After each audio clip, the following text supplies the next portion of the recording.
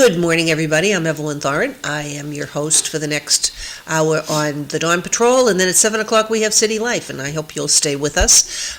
We do have Glenn Thoren coming in as our guest this morning. We'll see how lively that gets with regard to politics and local events. Sam Chase is my co-host. We're still missing Bob Hoey, but we, are hoping and praying that at some point he will join us, and maybe, Bob, if you're listening, you can just join us as a guest, and we can have a conversation. So we'll see how things go with that. We have John McDonough behind the camera. Sometimes he's on the camera. You can hear his voice in the background. So we'll see how everything goes this morning. So we're a couple of weeks out from Christmas. Black ice. Yes, I know that. I'm going to get to the weather. No, that's very important. Very dangerous. So if you've just tuned in and at different times this morning, I will tell you there's a lot of black ice out there. So I know it's only a little after 6 o'clock. Okay, let me ask you a question about the black ice. There's a lot of salt down, too. Yeah, you're a chemist, so I'm going to ask you this question. Yes, why do they put salt down? The temperature, the thermometer at my house said 35, which Can is you move above. that mic a little closer to you, Sam? Yeah, my thermometer said 35, which is 3 degrees above freezing. The car thermometer said 35, and I find that car thermometer is accurate to within a degree, 35 above freezing.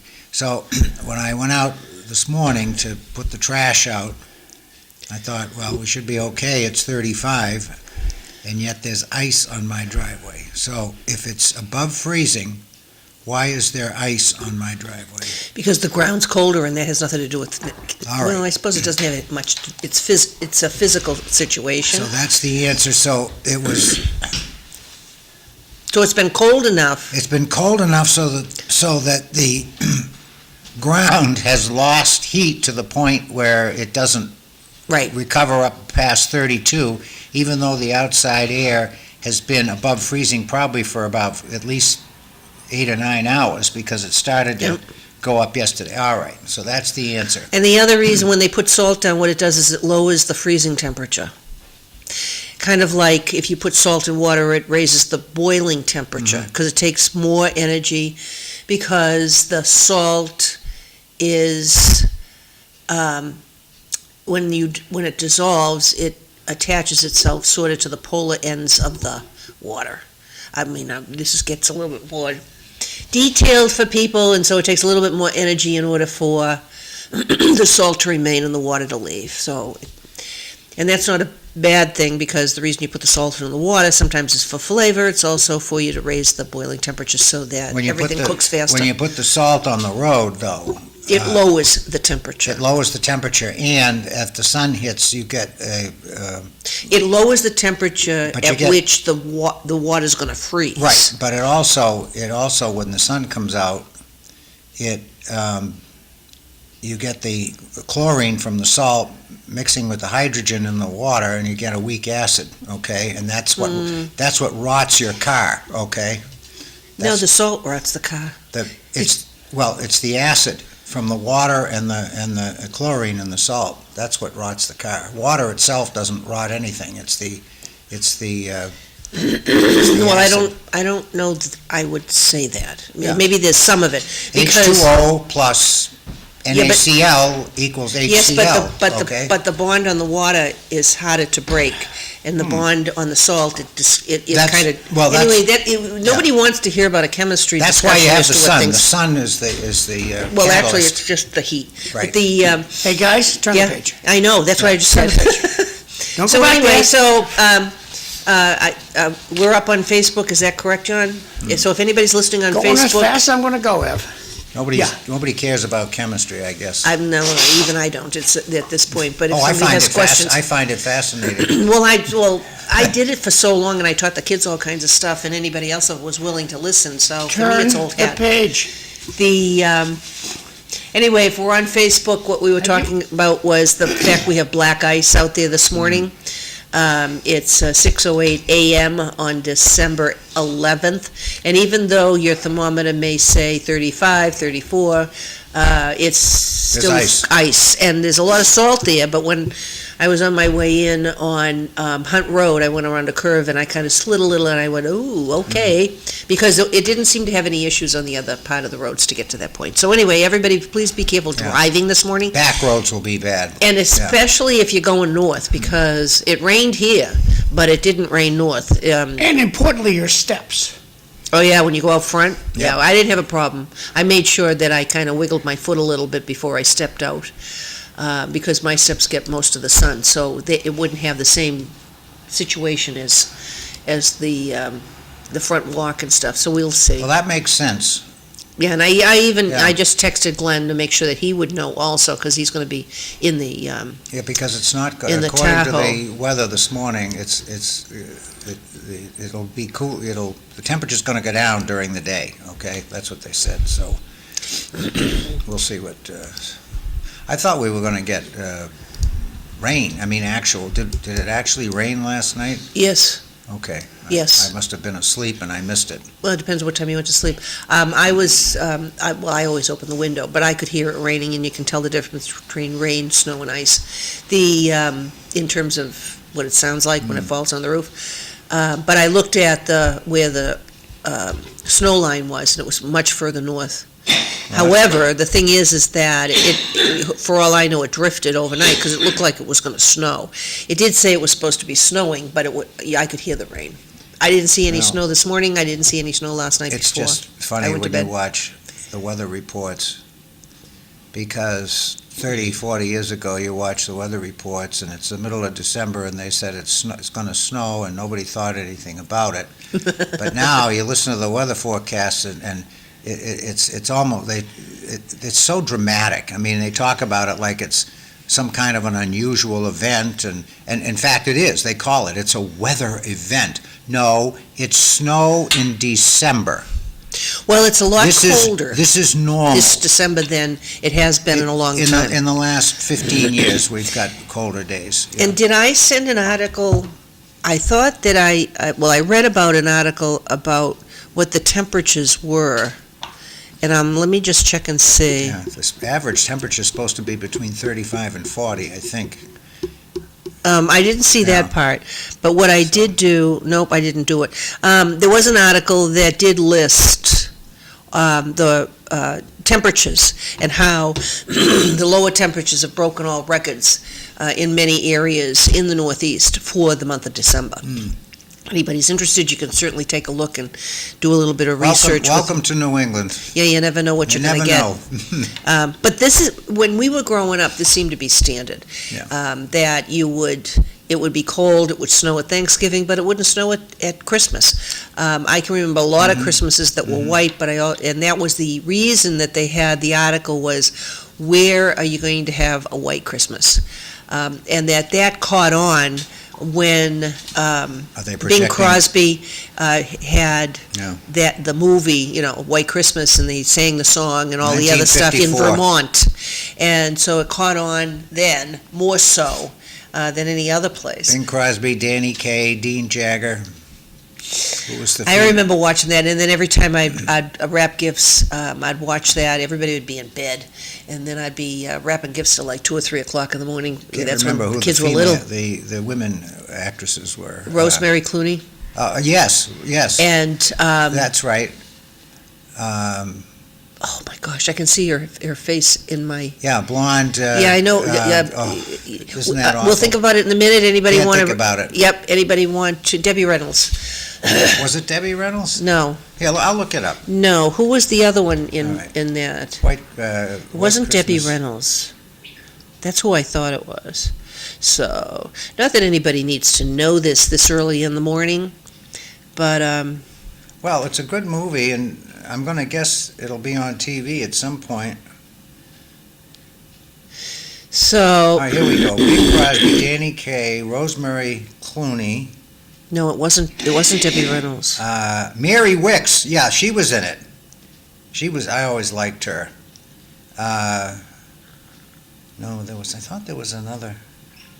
There was another female, person. No, it says Vera Ellen. Yeah, I Who the don't- heck is Vera I Ellen? don't- That does not ring a bell.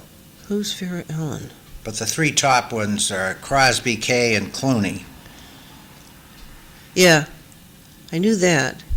And But who he- was the girl? The other girl, the sister? I don't know why.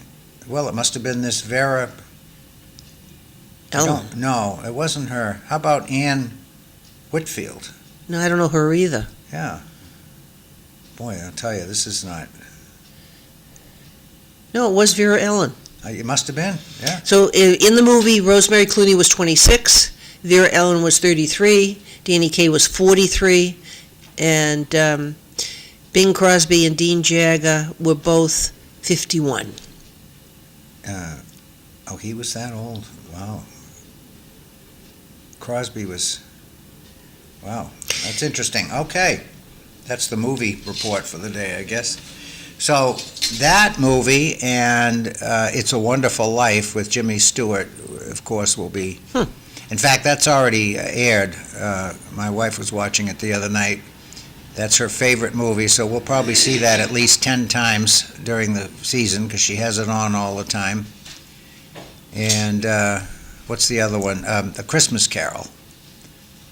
My favorite version is the 1951 version with Alastair Sim. That's a British version, and that is my favorite. Well, there's other movies that version. people watch at Christmas. Oh, sure. You got The Wonderful Life. Yeah, that's, And then you have different renditions of that because of the theme of that particular movie.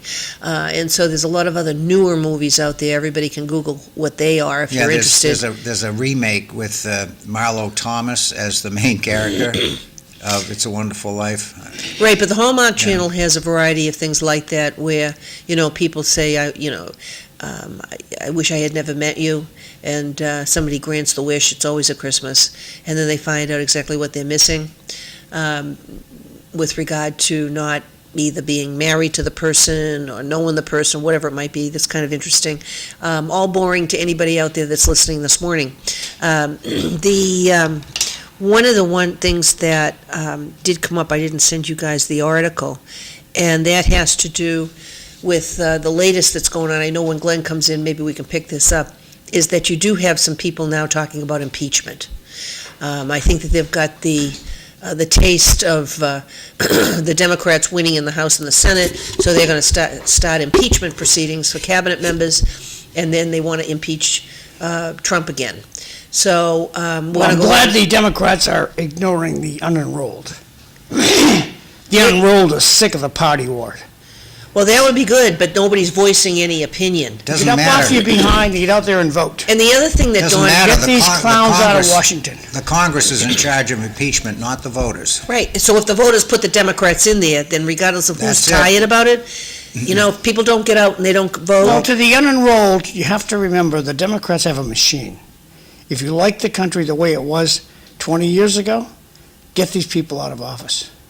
Well, the Republicans have I a don't machine too. Yeah, well, let's The hope that they can Republican motivate it. machine is a beautiful horse, beautiful uniforms, polished silver swords. That's the machine the Republicans have. Well, they need to be one voice instead of all of the crazy crap that they go through, but that's the nature of...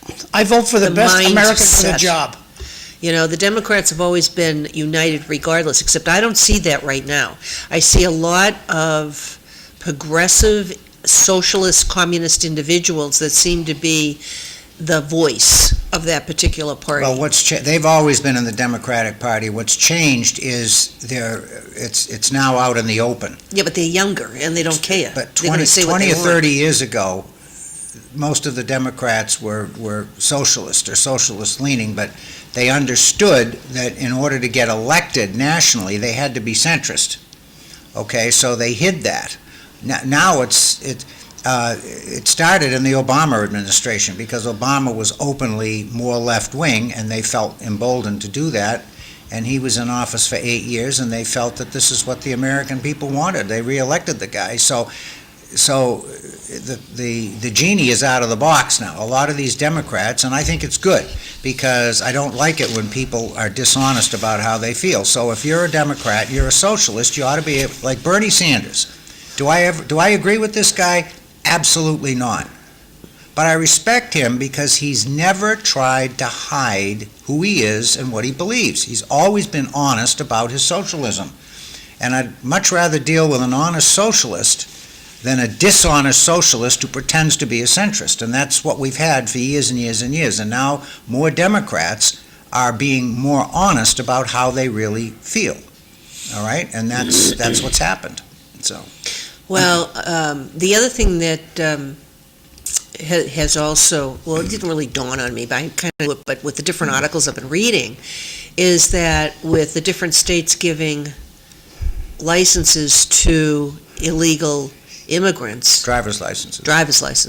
Commercial driver's licenses. Well, yeah, that's the truck one. I think I might have forwarded that one, Yeah. but I did read about the truck piece, is that when you do that, then they also can register you to vote, because when you renew your license online, it says, would you like to register to vote? So we may have a tremendous amount of people who are non-citizens voting. Who knows? But because the Democrats cry foul all the time about purging the rolls and taking dead people off, dead people. They just want to take the dead people off. Never mind the people that have moved out of your state that can vote in 2 or 3 states. I'm not sure why the city clerks around the country aren't doing pretty much what they do in Chelmsford. A few may go through the cracks, but this is a lot of people. And that's why they wanted all these people to come into the country, so that they could have amnesty, and then they'd vote for them because they were giving them so much stuff for free. But they did say, as a result of the border being closed, that for the first time in a long time, that the immigration is now negative. And also because he's deporting so many people, and The illegal immigration is negative. Yes, but even immigration is, in one of the articles it said that even the immigration has become negative because they're not allowing people to come in. I think it's a travesty that the people that wanted to be citizens, that went through all the years and the money to take the oath of being a citizen of the United States, were denied having their award ceremony. I think it was in Boston. I think that's awful. Regardless of who they personally are, they put forward that effort. And I didn't particularly care for that particular decision at all. And I don't think that you can have a one-size-fits-all for any ethnic background. There are people that truly want to be here because of being persecuted in other countries, but they're being lumped together with the people that are here that want to take over the country. Not right. It's not and right. I don't think that's right, but it's very difficult. We had an Afghan national assassinate 2 National Guard people in Washington. That does not mean that all Afghans in this country are a danger, okay? Yeah, because that's the same. We have to understand that. So, and it's just like what happened at the beginning of World War II, all right? Roosevelt rounded up all the Japanese citizens, and these people were citizens, okay? And some of them were World War I veterans, and put them in concentration camps. And they lost everything. They lost their farms. You can't do that. And businesses and everything. Yeah. Now, there was some interesting. Did we round up any Italians? They didn't round up the Germans either. Right, exactly. Okay, so it was 100% racist, okay, and it was wrong. That's Reparations. No reparations. No, because what fits for one fits for everybody. Did you round up any Japanese? I didn't. I'm And not paying reparations. And you also had the Irish that came over here, Right. and they were, in essence, indebted to be subservient to the people Right. that they were working for. They were, in essence, the white slaves that came over Right. here. Are we going to have them have reparations too? No reparations. No, because once you open that Pandora's box, now you've got other. You're just places. jealous because you're not getting any reparations. I don't want any reparations. Well, I can't, on the Irish part, I can't prove whether I could or I couldn't. Well, I can prove it. because I haven't done that genealogy Yeah. to know when they came over here, if they were anything in the on the East Coast before they moved to the Midwest. I can't prove that. Well, my grandparents came in from Ireland, so And they were subject to all that. No Irish need apply, blah, blah, blah, blah, blah, so. yeah, and even though you had rules and laws, Right. as far as black people go, once they had the civil rights movements, it didn't really matter. They did what they felt like doing. When they freed the slaves in the Civil War in the South, you had people that really didn't care. They still had the same mentality that they had before, that they Yep. really weren't human. And you still have it today. Of course. But you don't have- and you don't Racism always- exists everywhere, Right, and it doesn't- it isn't just white people being racists, okay? No, because you have Right. black people that are racist against white people. And you have Asians who are racist. I mean, racism Yeah. is just a part of life, and the most you can hope for is that people don't act on if they have racist tendencies. The best you can hope for really is they don't act on those tendencies. So how do you think the political media is going to react to Trump taking an oil tanker off of Venezuela? Not this well. morning? No, they're not going to. They're calling, and they're calling all the bomb. We can bring this up with Glenn because he definitely has an opinion on this. In terms of all of the boats and everything, they're declaring have war crimes. You have to have a war to have a crime. This isn't a war crime. And if they read everything, and they would like to go back to Obama and Clinton and Bush and all the rest of them, it's only the name. If this was Obama, if this was Biden doing it, nobody's going to say anything. It's because Trump is doing it. Okay, Trump isn't doing anything different than many of his predecessors. But because it's him, they don't like it. For some particular reason. He offers a big threat to them. I mean, the guy only can be in office for another 3 years. They don't like it. And whoever comes in can do exactly what Biden did, screw the country up by basically saying all of the executive orders of my predecessor, here's the executive order. Okay, that turning cancels over Brian Walsh. Guilty or not guilty of killing his wife? I don't know, I'm not following that. So you'd have to give me an article so I Glenn? can read it. I would say guilty, Yeah, I think- based on what I've seen so far. Yeah, but I hadn't followed that, so, I understand, so I'm answering on my end. I think he's guilty. Yeah, it's now is this the guy that dismembered his wife? yes. It's a very far-fetched thing. I mean, Why would he do that? he's already admitted to dismembering the wife. And to me, it's a very far-fetched, I mean, anything's possible, obviously, but it's far-fetched that he found his wife dead in bed and then decided to dismember her. That would be stupid. That's When somebody, That's pretty far-fetched. the way that the human mind usually works is if you find a dead body, you go tell somebody, and they come and then they figure out why is the person dead. You don't bury the body unless you're guilty. And generally speaking, when you took a look at the whole series and the movie called The Fugitive, he didn't kill his wife. So he certainly didn't dismember her. He went. Well, he was a doctor.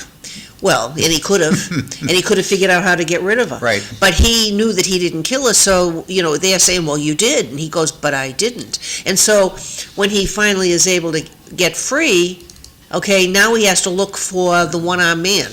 But that doesn't always occur in real life. I think this guy will probably be convicted.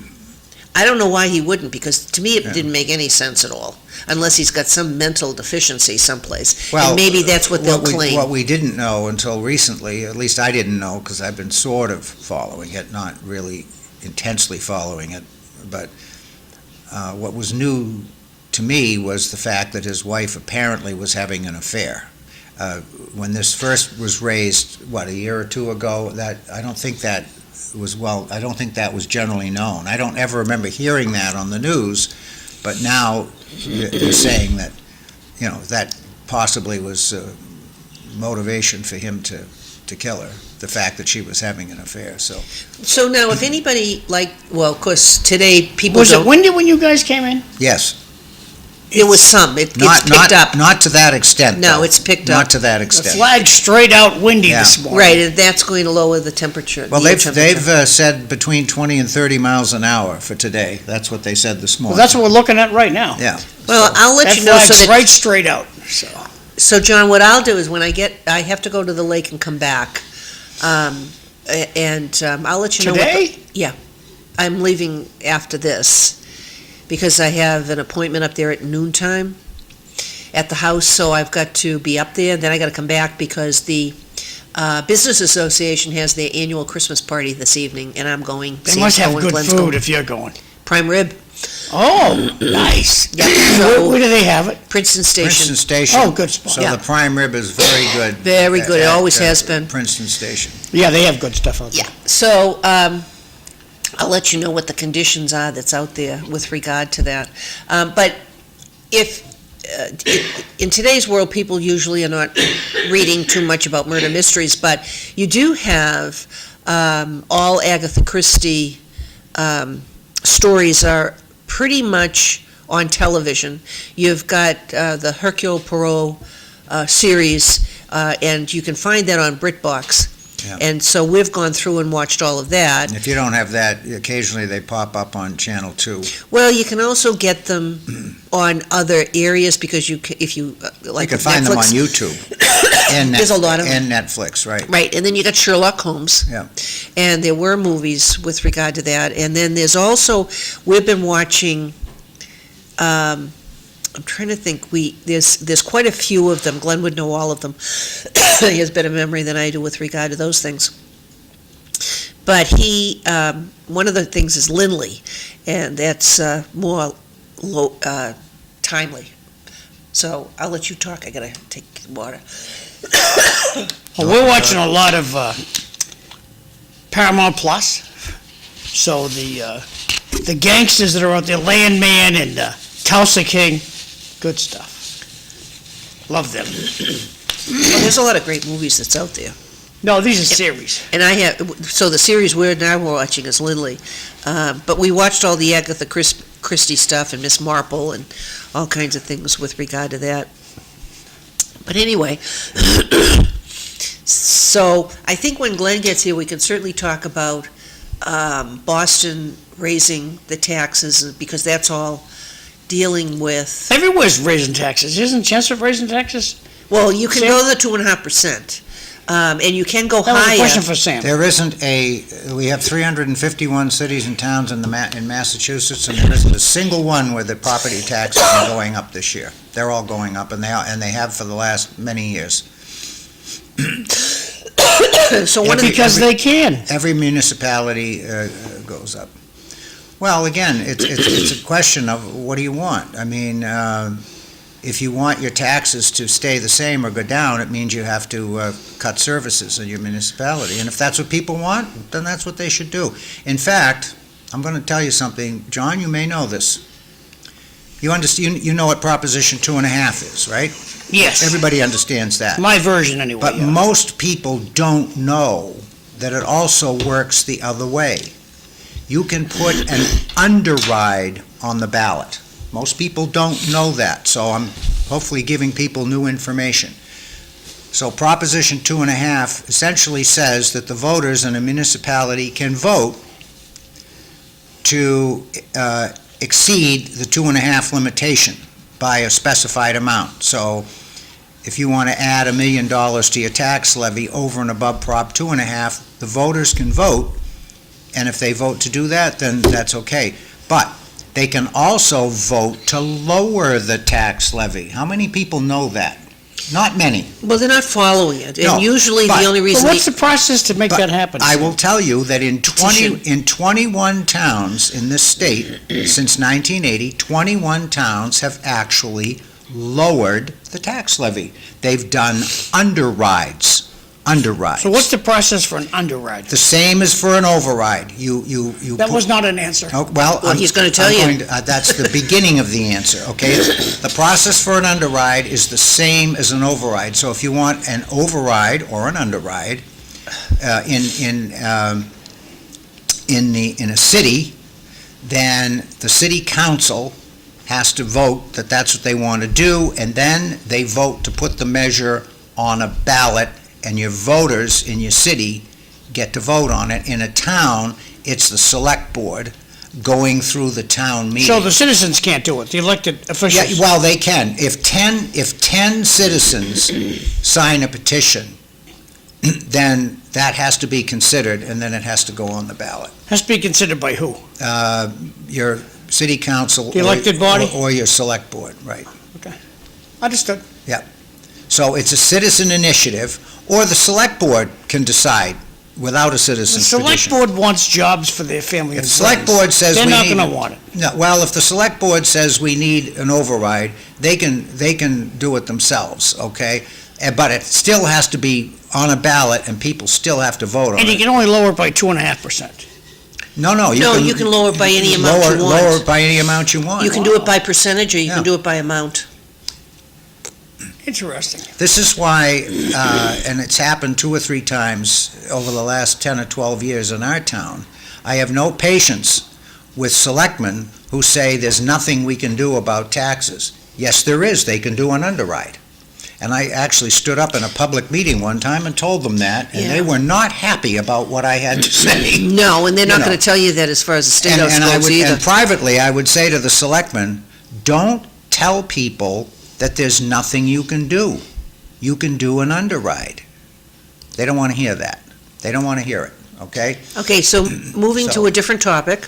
Yeah. One of the articles was that the Massachusetts Eversource, this is Massachusetts, not Yep. New Hampshire, agreed to a $45 million settlement, and that would be coming after the first of the year. That's the where- utility company, Yes, right? yes. So your gas and your electric would be Less. being reduced, your Mm-hmm. utility bills.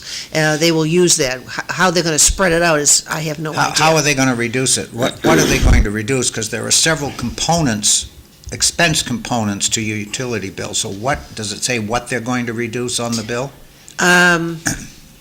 It gives you so much background. No, it doesn't go into, Okay. it didn't go into the specifics of which line item.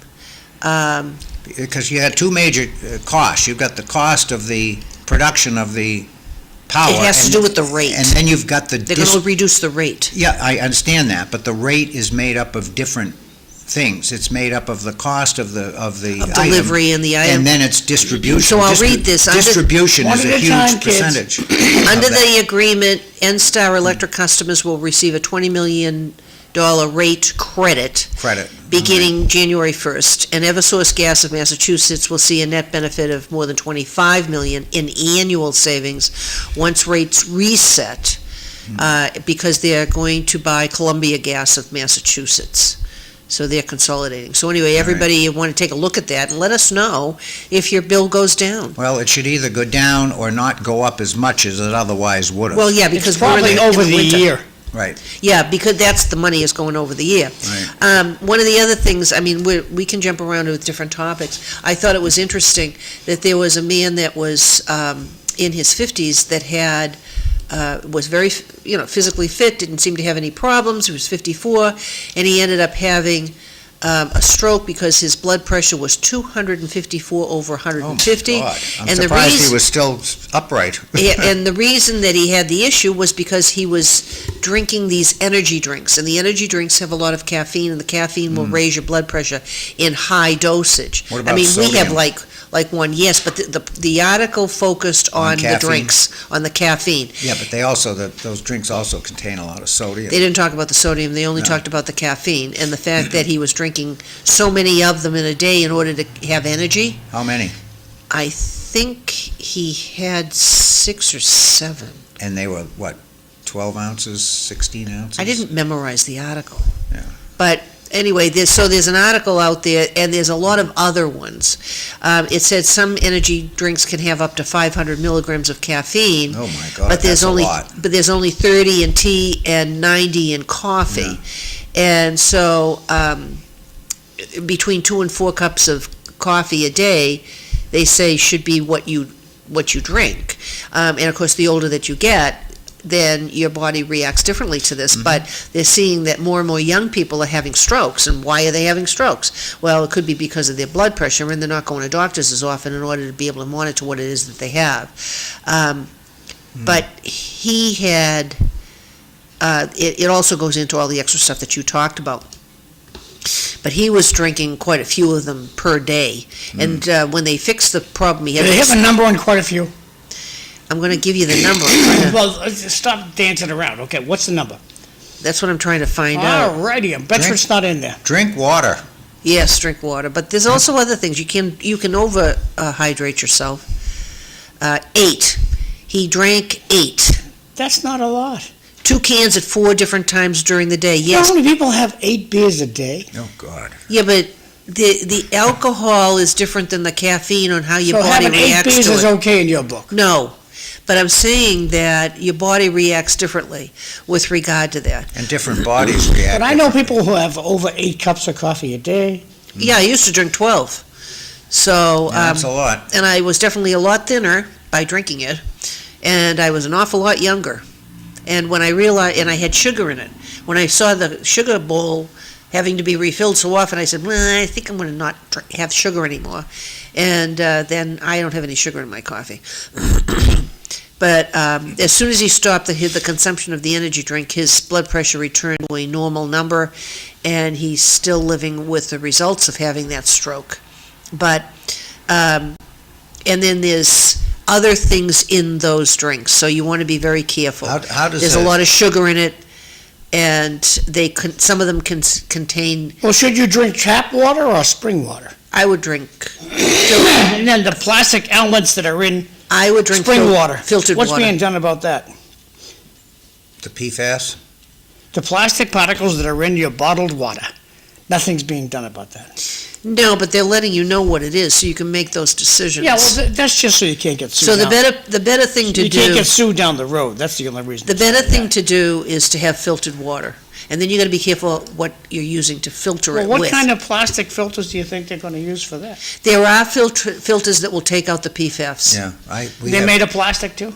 No, No, it's carbon based, I think. right, it has to be, well, that's, carbon will take out a lot of stuff. The filters I get for my refrigerator, they claim that they deal with PFAS. I don't really know whether they do, but they say they do, so Well, they're putting in filtration systems in Yeah. Chelmsford in the Yes, they so are. that they would do that. they are. So the other thing with the energy drinks is that they contain ginseng and guarana, and those also it will affect your metabolic rate.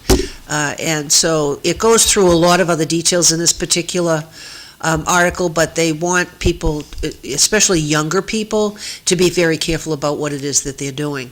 On a more local level, which we could of course talk about at 7 o'clock, in the Sun, you had 3 schools that were named by the Department of Elementary and Secondary Education. There are 3 schools in Lowell that had educationally improved. Yep, good news. Yep, and because I don't subscribe to the Sun, I don't have the whole list of them, but my understanding, it was the Moody, the Washington, whatever it was, and the one that begins with S, Stolaska?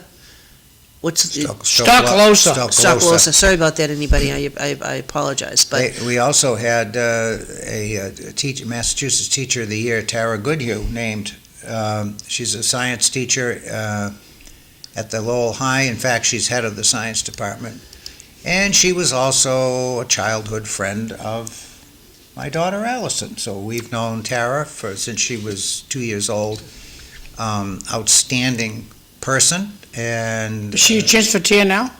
no, I think she lives in. I think she might live in Pepperell, if I remember correctly. But she's worked in the Lowell school system.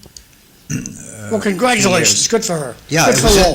it was in the Sun 2 or 3 days ago, front page. And I'm sure Jay Lang's trying to steal her.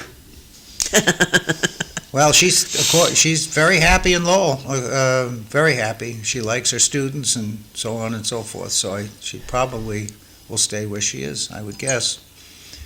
But she's a rare person in terms of a high school teacher because she has her doctorate. There aren't too many high school teachers that have PhDs, but she's one of them, so I think we have 2 or 3 in Chelmsford.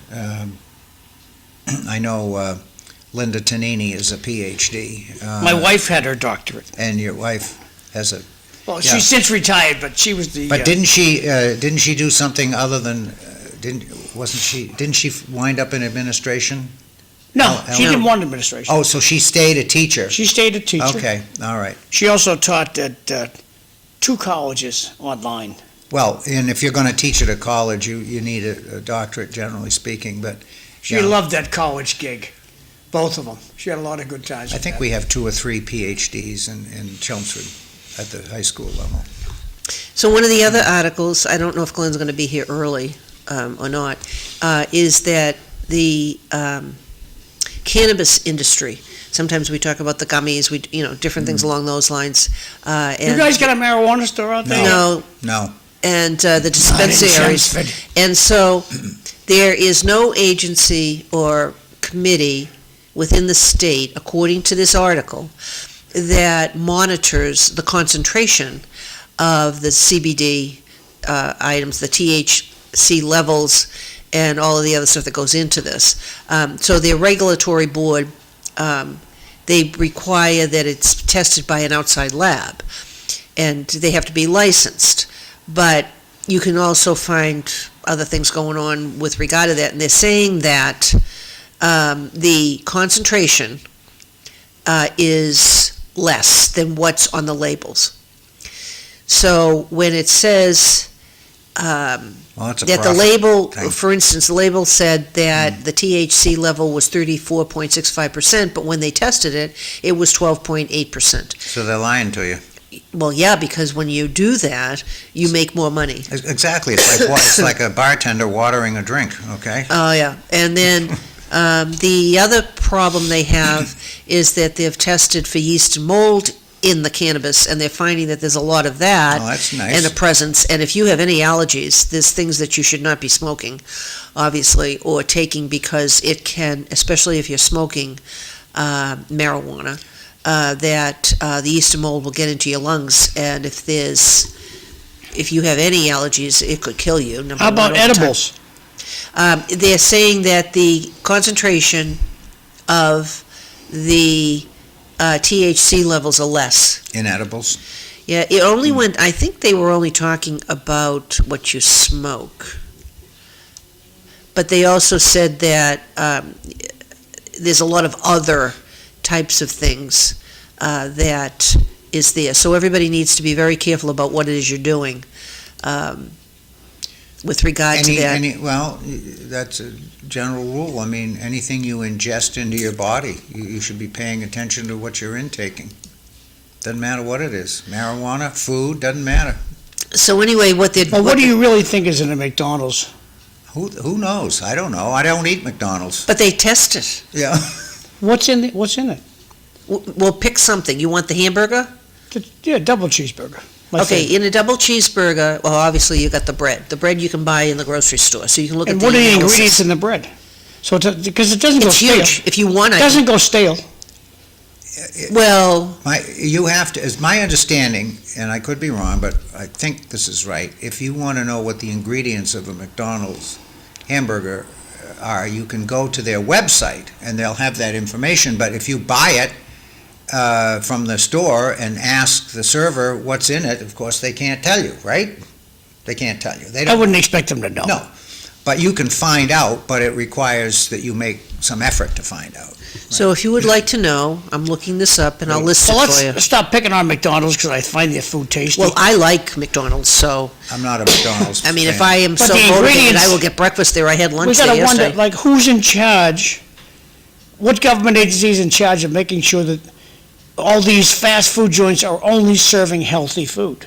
FDA, Department of Human Has Services. anybody from the FDA ever been fired? And we have state regulations as well. Well, I think this administration's fired a lot of people. So when you are looking at, well, first of all, I asked, what are the ingredients in a double cheeseburger Yeah, from McDonald's? Here we go. What Okay. are they? And so it went to what you see. 200% beef patties, 2 slices of melted American cheese, pickles, onions, ketchup, mustard on a toasted bun. Okay, so that's how it is. And then it tells you how they make it. And so let's see whether or Well, not. when they say American cheese, what ingredients are in their American cheese? Well, I'm going to tell you. So there's 440 calories in a double cheeseburger, Is that- It's yummy. I would have. and I like it. I would have thought It would have been more. more, right? Yep, and so Right. I want That's interesting. nutritional, I think I want nutritional summary. Beef is protein. So there's 11 grams of saturated fat. There's 1.5 grams in the whole burger. in a double cheeseburger. Okay, so all right. I don't think that's very much. No, And I would assume a lot of that fat's in that cheese. 85 milligrams of cholesterol. I don't have a standard to compare this to. There's 6 grams of total sugars, but that could be the ketchup. right? And there's sugar in an onion. Mhm. I was There's- surprised to find out there was sugar in ketchup. Oh, it's Oh, all- yes. A lot of people, when they make tomato sauce, put sugar in their tomato That sauce. reduces the acid Right. somehow or another. My grandmother always did that. I don't care Anyway, for so it. that's what that said, and then there's all kinds of other things in small print here. So, So basically, you've got the bun, you've got the meat, the burger, the cheese. Do they have lettuce and stuff in No. there too? No. What else is in there? Well, Sam, my point that's is, pretty much when it. we were kids, when your mother made a loaf of bread, you knew all the ingredients that Yes. went in there. Nowadays, things are added by corporate America Oh, sure, chemicals, to give preservatives. longevity Right, to their product. right, Also enhancing the taste. right. I'm just, what is it? Are they putting extra Well, bacon fat in there? I don't think so. They think they're putting some elemental I'll tell P you- chemicals. I'll tell you a funny story that illustrates the point. So 1,000 years ago, when I worked out in Fitchburg, they had vending machines. And I was at the vending machine at 10 o'clock in the morning for our break and worked with this fellow I worked with, Bob McGilvery. So McGilvery puts his money in and gets a donut, plain donut, wrapped in cellophane. He picks up the donut and he starts to read the ingredients that are listed on the cellophane wrapper, and half of them you couldn't even pronounce, right, because there are all these chemicals. And Bob gets all the way through the ingredients, and he looks at me and he says, "There's no donut in here," right? I depends on how you define it. thought that was pretty That's a funny. good but- one. Yeah, but that illustrates your point, right? Yeah, so one yeah. of the things to be very careful of is it isn't always the fat that's in these items, it's the salt. So in a double cheese, that's why it tastes really good. A lot of salt in there, yeah. 1,035 Oh, milligrams. ouch, that's a lot of sodium. That's a lot of sodium. Yeah. So just everybody be careful with regard to that. That was an interesting sidebar. Now, if you go to McDonald's and you order the double cheeseburger, can you say, hold the salt? Or is the No. salt already in there? This salt. They're I not think there's- adding salt. I don't think they're adding the Okay. salt, because if you added the All right. salt, it would vary. Yeah. So it has to be standard if the FDA is doing any analysis on their product. Cheese has a lot of sodium in it. That's doesn't it? correct. Yeah, So, but this is the overall burger. right. You can order it without cheese, and you can order it without Yes. onions Yes. and mustard and ketchup and whatever Just- else you just want. get a plain hamburger. And usually, if I order a double cheeseburger, they have a value meal, not to promote McDonald's, but it seems to be that I know where they all are. Well, And they're all over the and I don't place. eat it on a regular basis. If I'm traveling a lot, I need something, so I do that. I used to carry protein bars, and I'd have a bunch of other stuff, and sometimes, you gotta go to the grocery store to get that stuff. So as far as McDonald's, they do have a McValue meal, and you buy one, get the next one for $1. It's limited, but double cheeseburgers on that. What's in the McValue meal? You have, I'd have to look everything up. I only ordered the double cheeseburgers, but you've got some chicken nuggets in there, you've got small fries. So you can vary it, right? Yes. Okay, all right. Yeah, but make sure that they only charge you $1 for the next second one. Right. Because it doesn't always work like that. You have to double check to make sure that whoever's doing the ordering is doing what they're supposed to do. And so, I know that Glenn had gone to McDonald's with one of our grandsons, and it was like $30 for the two of them. Wow. So it's not cheap anymore to go to McDonald's. Because if you're paying minimum wage, you somehow or another, you gotta make the money to pay the people. And, again, the consumer So is that's the difference footing with- that. That's the difference between $7.50 an hour and $15. Just a minute, boys and girls. The same price for a double cheeseburger in Nashua, where the minimum wage is $7. It was high. Minimum wage in Mass is 15. So- Minimum wage in Cal Hampshire is 7. Well, when I went to the McDonald's yesterday in Hudson, their prices were different than the prices in Massachusetts, Fantastic. just so anybody At knows. least Hudson's holding the line. No, they were higher. New Hampshire were was higher higher. than Mass? Yes. There's no reason for that. It could have something to do with Salaries are, any number of I think reasons, Sam but might I'm not. agree, salaries are the most expensive thing any company has. So Correct. I will be checking today because I think I have to go, I might have to get breakfast if I'm traveling because I gotta eat something. Well, a lot of the, what happens... And I don't eat donuts. When the minimum wage laws are raised, what happens is a company figures out a way to do with less employees, and if they can, they will. Well, they they have have that kiosks. walk-up thing, you hit that. It's a kiosk. But like in John's business, that's pretty tough, because your business is all customer service. so- Physically, you have to move the remains, But yes. you can't cut your staff effectively. No, still Right. need a certain amount of people to do a certain job. Exactly. Right. So I thought that was all interesting as far as that. We'll talk about the tax shift when Glenn comes in. Yeah. And then there was an Yeah, article I I have had a few thoughts on that that. China is slowly taking back lost territory from Russia. I thought that was of interest. Mm-hmm. And then we can always talk about when you grew up in the 60s or 70s, you understand these 10 things that younger generations will never understand. I thought that was interesting. I didn't see that one. The art of being truly unreachable. So, and each one of these points, there's multitudes of articles about what's going on today as far as kids go, and the fact that Australia has put in place that children under 16 and under, Banned from can- social media. yeah, can't access social media, and they've been doing studies on the effect of certain things on the phone and on your different devices that have a reaction in your brain with dopamine and different things, so that you feel pretty good about it, so you keep doing it. It's called addiction. Yes, I was just going to say that. So there's a bunch of other stuff. If anybody has any questions, please text us.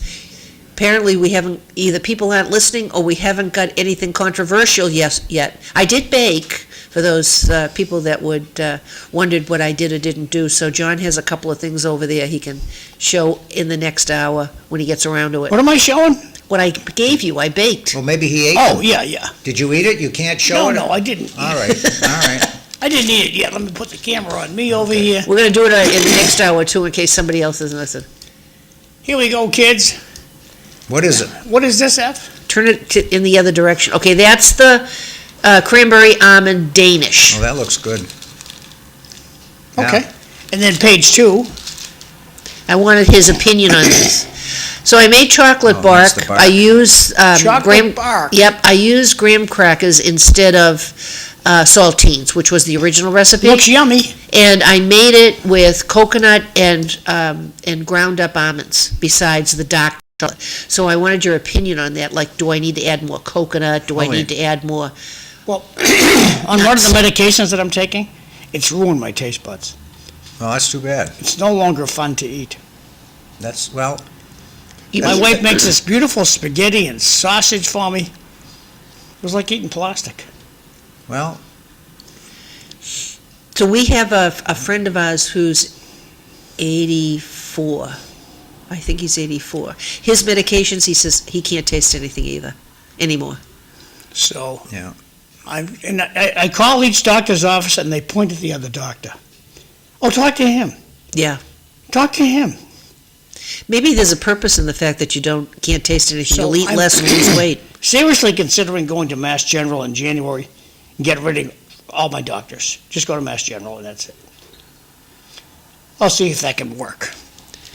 So you can get rid of the doctors out here. So then we have the whole issue, and we'll have this conversation in the next hour when Glenn gets here, about all the subsidies to make the health insurance work, where the subsidies really go to the insurance companies, and they're making a lot of money, and we're paying for it. And it's the taxpayers that's paying all the subsidies for everybody. So you want socialized medicine, it's here. We've had socialized medicine for 40 years in one shape or form or another. Well, it's even when it was all private, before the government got involved with it, and whether or not it's health insurance, it's car insurance, it's your house insurance, the people that are paying, you're paying for other people that make claims. And that's the whole point of insurance. And shared risk. And also, you are playing the risk game, that you're going to have a problem, and you'll get reimbursed for it. And so we had made a decision that we'd contact the insurance company to raise the deductible on a lot of stuff, because it's going to be cheaper to fix it, and we'll just recoup whatever that money is on an annual basis. That's good advice. So. It's good advice. Anyway, so, like I said, we're waiting for Glenn. I don't know if he's out there, he's not out there, probably not. And I can tell you if he has left the building. Oh, you're going to track him? No, I haven't got a tracker on my phone. I don't either. He has a tracker for me, because he never knows where I'm at. And so, I will be closing. Let's see what this My is. family is disgusted with me because I don't have a tracker on my phone. They all have trackers, I don't. Glenn is on the property. Okay. There you go. Great. He's coming in the kitchen door as we speak. There you go. Speaking about tracking, right? Yeah. There's Glenn looking to come in the door. Maybe he'll call. He's in the He got it. He's It's in open. the building. So there you go. Glenn's here. Okay, so we're going to take a short break, and please don't leave us. We're going to have City Life at 8 o'clock. See?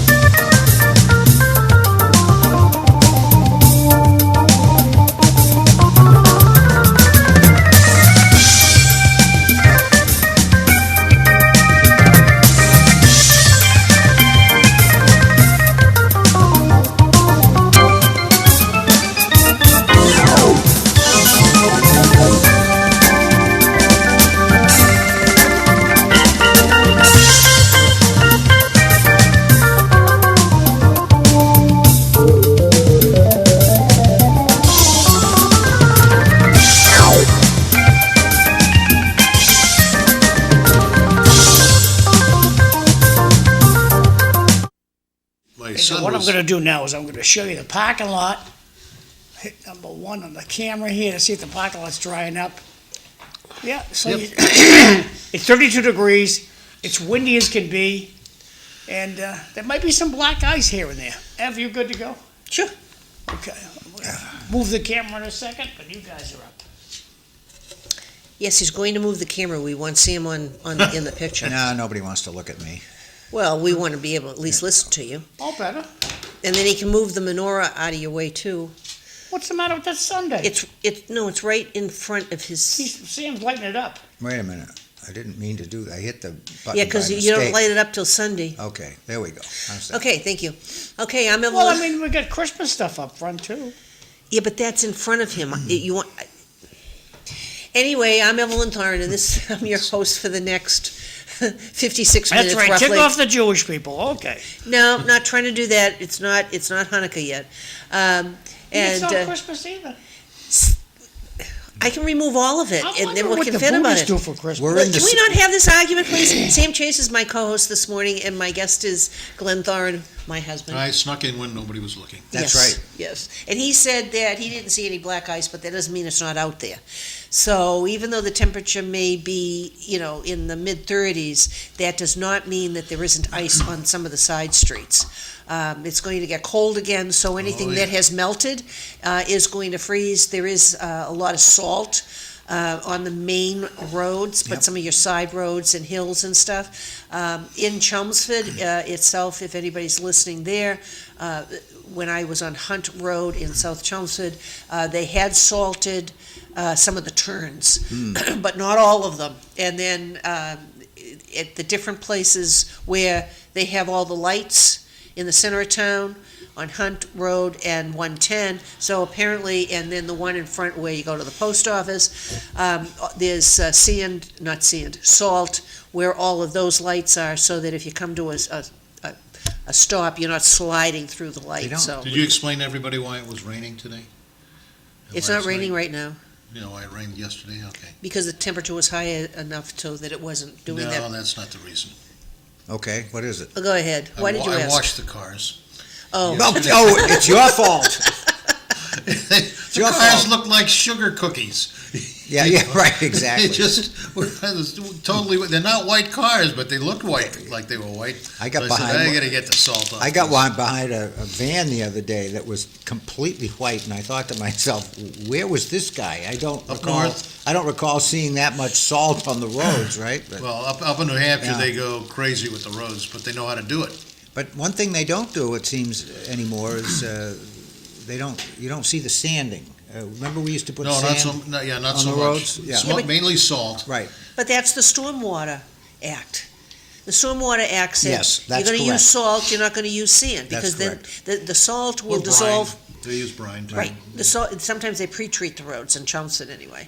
But the salt used to be get into the water supply, and of course the salt is metal, non-metal, and if there's any sodium in it, it's going to raise your blood pressure. So, and they used to always monitor the salt content, and with the Stormwater Act, now it's all salt instead of sand. And the sand is that they don't want to have to take the time to clean out all Right. of the Catch basins. the catch basins and drainage and whatever else it is you have, and they don't seem to mind that your health is more at risk.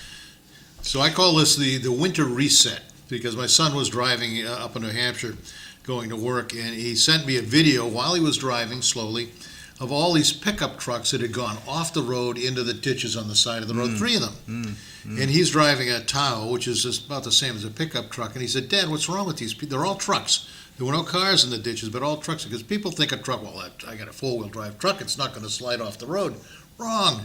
You know, the weight's high up, the tires are fairly ordinary tires, and the trucks just hit the brakes, went off the road, and I said, that people don't know how to drive. It's a I would winter suggest reset. texting. Texting. Texting what? No, they were texting, that's why they went off the road. Maybe. Could be. But we've seen it over the years, once they had four-wheel drive, we've seen an awful lot Yeah. of people think that they can drive quickly, fast. Doesn't make How- you stop any better. No, with four-wheel drive on ice. We went up to my sister's place in New Hampshire, and there was no joke. there was at least 15 cars off the road that trip up there. So we had to go really, really slow because everybody's just sliding off the road. You know, when we were growing up, we used to be able to go out in the church parking lot or some municipal parking lot and spin the car out to get a feel for what it was like when the rear end was breaking loose. And then, so when we started driving, we had that same feeling. We took our foot off the gas and didn't hit the brake and let the car slow down. But today, I guess they don't do that. They just slide off the road. Well, part of the problem is they don't teach that anymore because all of the cars today have automatic braking systems. So in the old days, well, when we were learning to drive, I remember my father taking me to a local municipal parking lot that was icy, and we practiced how to pump the brakes Yep.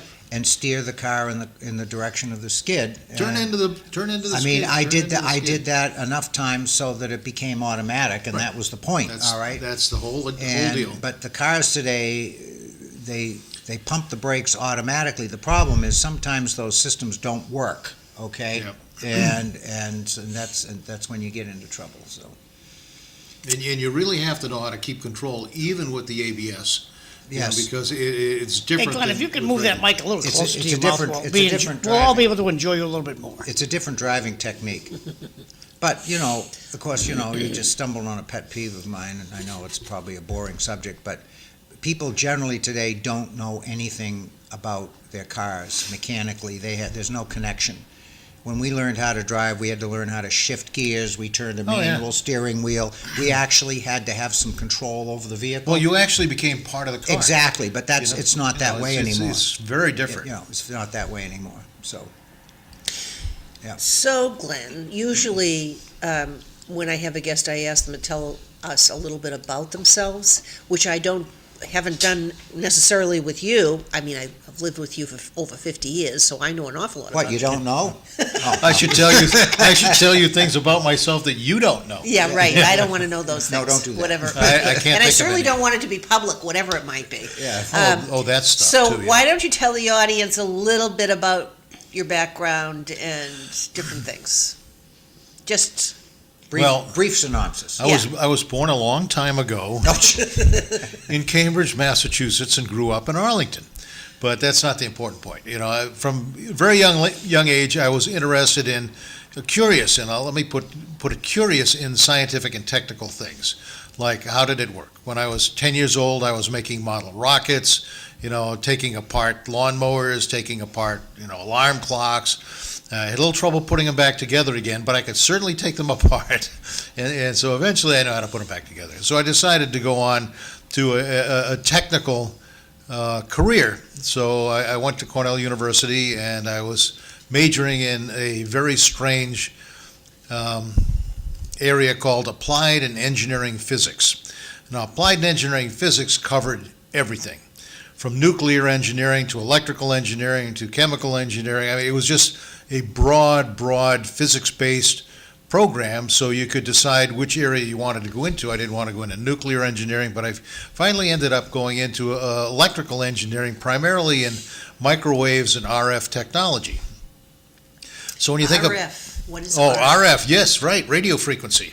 Your radios and every communications device operates at radio frequencies, a variety of them, from low frequency to very high frequency. You remember you used to have a UHF antenna on your television set because certain channels were broadcasting in that frequency range. So they have weird names for all the frequency ranges. So at Cornell, I decided to get a bachelor's degree and a master's degree in applied and engineering physics, which was, if I can say so, probably the toughest curriculum at the university at the time. I would probably say that's true. Yes. That's what I would everybody say else it was said. true. We started with 65 people in my class. You have to select a major in your junior year, and 21 students graduated. The rest of the 65 went into a little bit easier studies like industrial engineering, civil engineering, electrical engineering. So I got my bachelor's and master's degree in applied engineering physics, and I went to work, and I had worked previous summers at Raytheon up in Bedford, Mass, and I was as a guard. I started as a security guard at Raytheon in the Lowell plant, which used to be the Remington Arms factory, and they just converted it into a Raytheon plant, and I ended up a security guard. So my job was to make sure that nobody was wandering around without their security badge on and things like that. One union leader got very, very upset at me once because I made him go home and get his badge. That's funny. You can't do that. Do you know who I am? I said, I don't care. So from a very early age, you were subjected to people who would say, "Do you know who I am?" You're right. Never worked for me, but Hey, apparently. Glenn, on your Raytheon days, That's funny. I am told they used to ship the missiles out on rail. Is that On- true? On what? Rails. Ship missiles On on rail. rail. On the train. I honestly don't know. Okay. Because I only remember them putting the missile. Well, they look like caskets in trucks. In 40-foot, 53-foot trucks. And I worked just briefly in the Andover plant as a security guard because during the summer the guards would take a vacation and I ended up replacing them in Andover and Waltham and various places. So I had to learn the plant layout in order to walk through the plant. And at nighttime, I was on second shift a lot. And in the Waltham plant where they made tubes for microwave ovens, I went down one corridor and I said, this smells kind of funny. And there was actually a 55-gallon metal drum, one of those big metal drums, was on fire. Oh, that's not. And in a Raytheon plant, anything on fire is not a good thing. So I was able to get a cover on it, and I called the emergency number and got the fire crew out there just to make sure the fire was put out. And it must have been somebody threw something in that big barrel that it eventually ignited, and I happened to be the person there when the smoke came out. Did they allow smoking in the plant? Oh yeah, when you Probably worked at cigarette. Raytheon back in the day, and this was a while ago, With all those chemicals? I didn't smoke. In the offices. Oh, okay, but not in the not plant. not in the plant. Oh. You couldn't walk around with a cigarette, but if you were in an office area with ashtrays, you could have a cigarette. And it was really awful. I had 2 ashtrays in my office, and I didn't smoke. You'd go into meetings if they had a long table. You couldn't see the people at the other end of the Right. table because the smoke cloud was so thick. I used to come home one time. I can remember distinctly. I came home, and I opened my briefcase, and smoke came out.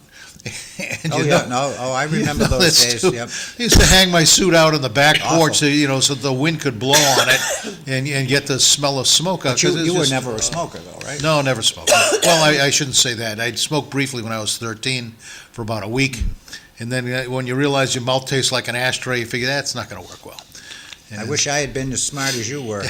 Well, my thing was, I didn't want to spend the money because it was like you were burning dollar bills. So how about now? Now it's like How you're about burning now? $10 bills, Oh, I don't even. which is want- crazy. So- $1,000 for a pack of cigarettes or something like that. It's a- Okay, so you got to be about the age of, what, 22? So then I was at Raytheon for 6 years, and Raytheon kind of liked what I did because I helped them design the front end of a missile system that made billions of dollars on the AMRAAM missile.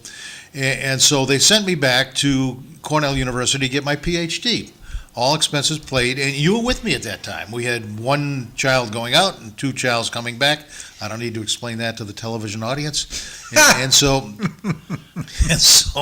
I was one of the wealthiest graduate students at the university because most of the students were on a scholarship, and I was on Raytheon paid half salary while I was out there, which Good deal. Which number-wise, it was small numbers at that time, but it was more than most graduate students were making. So I did a PhD in 2 years, and I would not recommend that because that is really a tough haul.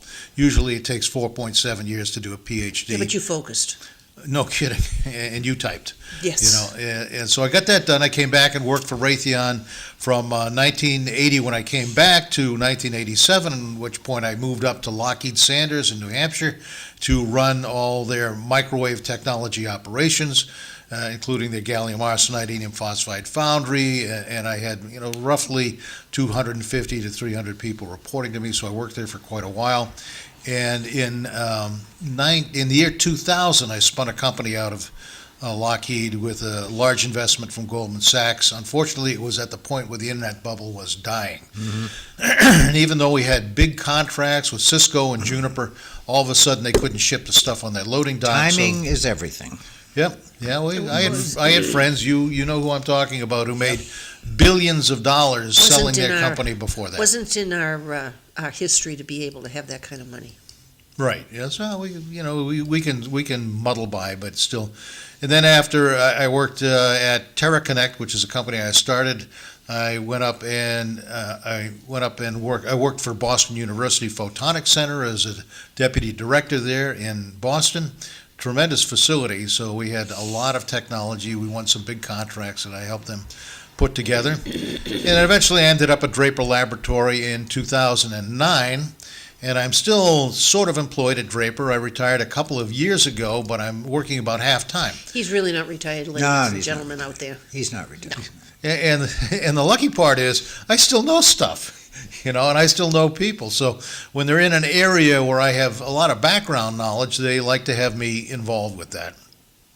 So that's where I am today. Think of me as a very curious technologist who's done a few things. My team fixes a lot of stuff. built the electronic warfare suite on the F-22 and the F-35 stealth fighters. I have components in the Patriot missile system, AMRAAM missile, as I You mentioned hold earlier. U.S. patents. Yeah, I've got a number of patents, but so does Has some. Matthew surpassed you? I think you might by one. Our youngest son is also a very high-level technologist, and I told him, if you have an idea that you think is the company worth keeping, run it by the lawyers. They'll let you know whether, hey, that's a pretty good idea. We ought to protect that.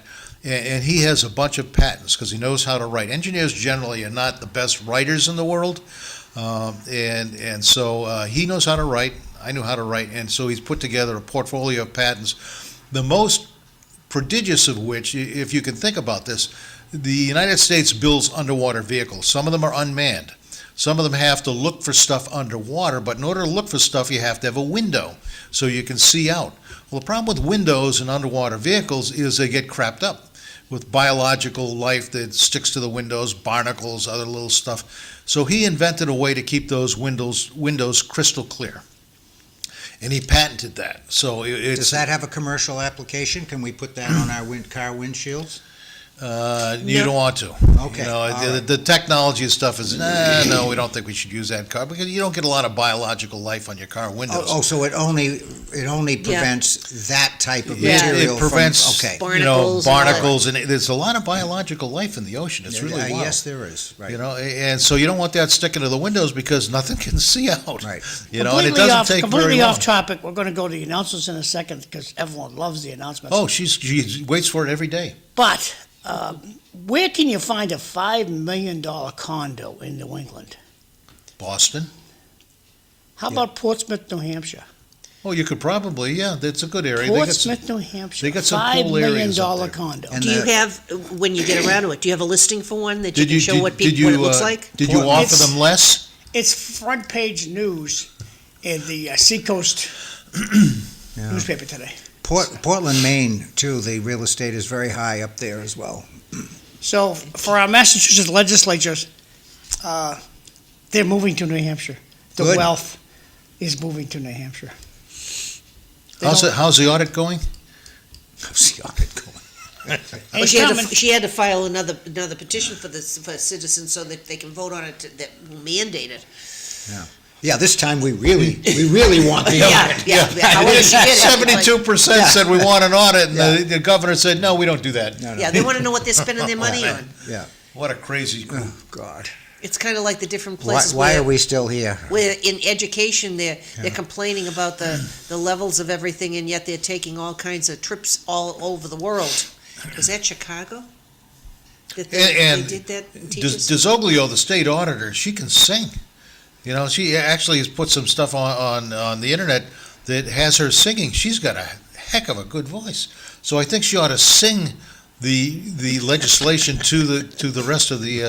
No, the rest of media, legislature. the media has fallen down on their duty.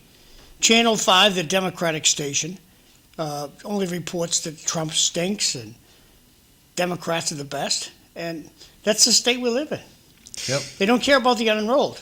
There are more unenrolled people living in this state than both parties combined. And with your statement, I'll conclude and you can go to your thing, is that people are being fed a bunch of BS and they're believing it because you're lazy and you do not want to do your own research. I would suggest you do your own research and come up with your own opinion rather than allowing someone else to tell you what to think. And it's not that hard. There's plenty of material out there that is neutral and unbiased. Well, there's also a lot of biased, so you gotta balance it out. Most of it, yeah. Yeah, most of it is I biased. tell but people to read the Federal Register. there's They some other say, research. what's that? Yeah, I'm gonna That's- do a little bit of research on some of the other things. I don't think they're gonna do that, Sam. It's very easy. So- It takes me about 15 minutes every morning. It's very easy. Okay, so we're I'm going gonna to guess go it's- to, It's as boring as a cold radiator. Well, then, don't complain that you don't have the information, okay? and some If I people- gotta, Yes, I he's gotta look going for the to new ads. messages, He's so going to just ads now. keep going, We I'll don't grab, get paid for any of this stuff, it's all Right. free. keep going, I'll grab you when I Yeah. get the new stuff. So, Sam, where can people see the Federal Register every morning? They don't deliver it as a newspaper You on have to, your well, doorstep. you have to have an internet connection. There's- Okay. yeah. Oh, well, maybe John can access that after he does all the So it's, yeah, advertisements. it's a link to the federal government, and it's very simple, and the format is very easy. And the register changes 5 days a week, they publish, okay, Monday through Friday. So when you get on there, it pulls up the current page, but you can also go back and read previous editions. But what do you see on the current page? You see every single federal agency, what they have published the previous day. So the federal agencies make rules and regulations, okay? We don't like regulation. And so when the politicians tell you that we're doing this and we're doing that, you can go to the register and you can see whether they're telling you the truth or not. Are there regulations in that area? Are there not regulations? If there are, what are they all about? People don't realize that when they post regulations, most of them have public